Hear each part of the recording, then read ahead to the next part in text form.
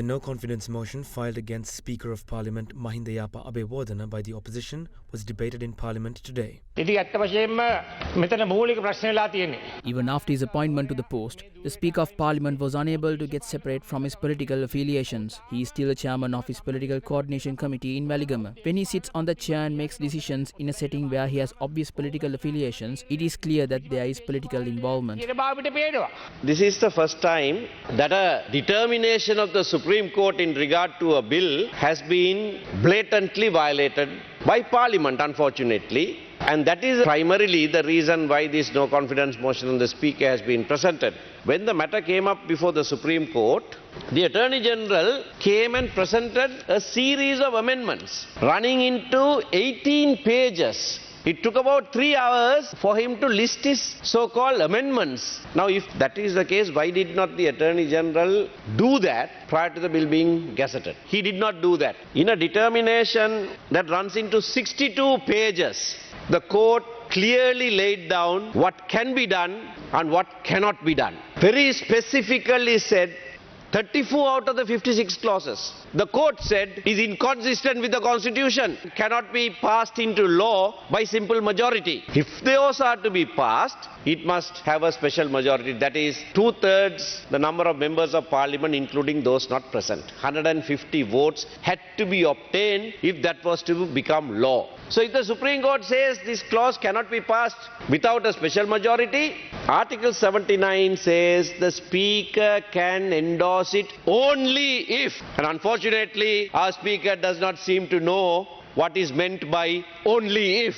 Only if it is passed by special majority can he endorse that bill as having been duly passed. 13 amendments prescribed by the Supreme Court were not there in the list of amendments that the government was moving. Several provisions of the Constitution prohibit the Speaker from endorsing that bill because it was never duly passed by Parliament. So we have an illiterate Speaker and we have a bunch of illiterate members in the government side who will vote against this motion 2 days later. In the first place, I couldn't believe that whether he was making the speech knowing that he is making the speech in the parliament or a Pradeshiya Sabha, Jaffna, Pottuillo, somewhere. Honorable Sumandiram went and argued in the determination matter in the Supreme Court. Now he is so frustrated. The frustration was displayed throughout his speech. And most of the times you are frustrated. Can you remember when the determination was given in the 21st Amendment to the Constitution, while sitting on the same seat, didn't you tell that you must send the Supreme Court home? තමුන්ගේ වාසියටයි කියලා හිතන නඩු තීන්දුවක් දුන්නාම දැන් ඇවිල්ලා කියනවා ශ්‍රේෂ්ඨාධිකරණයේ තීන්දුව වලින් පිට යන්න බෑ. You should not violate the determination made by the Supreme Court. What is this double standard? There is no contradiction between the position I took then and now. It is not on whether the Supreme Court is right or wrong. Even when the Supreme Court is wrong, we have to comply with that. But I have the right to say that they were wrong. Even in this case, I just said that they were wrong in rejecting my petition to interfere in this matter. My position has not been contradictory. Online safety bill එක. එම පනත් කෙටුම්පතේ 13 වෙනි වගන්තිය The Supreme Court determined that Section 13 of the Online Safety Bill is inconsistent with Article 12(1) of the Constitution and therefore cannot be passed with a simple majority. However, in the Act, the relevant section has been amended, then the first statement made by the opposition is wrong. How are you going to say that Section 20 of the Act is not amended? It has been removed. Why are you acting this irresponsibly? A proposal was forwarded to the Constitutional Council to appoint an IGP. In such a situation, Council members should take a firm decisions. 4 votes were made in favour of and 2 against the appointment. However, 2 members abstained from voting. No one can say that they are abstaining. මේ සභාවේදී 4 දෙනෙක් පක්ෂ වෙනවා, දෙන්නෙක් විරුද්ධ වෙනවා, තව දෙන්නෙක් කියනවා අපි සම්බන්ධ වෙන්නේ නැහැ. අපි abstain වෙනවා. වැළකී සිටිනවා. කියන්න බෑ එක්කෙනෙකුටවත් I abstain. We have not given that power to you by this constitution. What has been given to you is either you accept or reject. That is the law.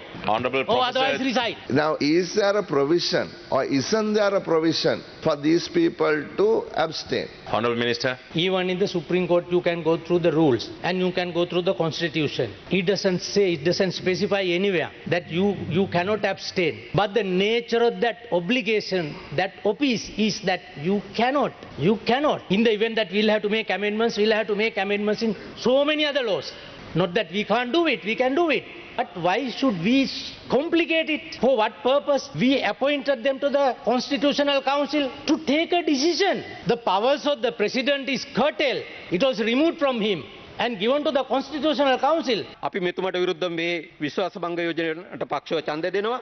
We will vote in favour of this no confidence motion. If we are to continue calling this parliament supreme, then the speaker has to resign from his position. මම එදා ජනාධිපතිතුමාට කිව්වා ආණ්ඩු පත්‍රයක් දීමේදී. At the government parliamentarians meeting, I mentioned that the president is more upstanding than deserved.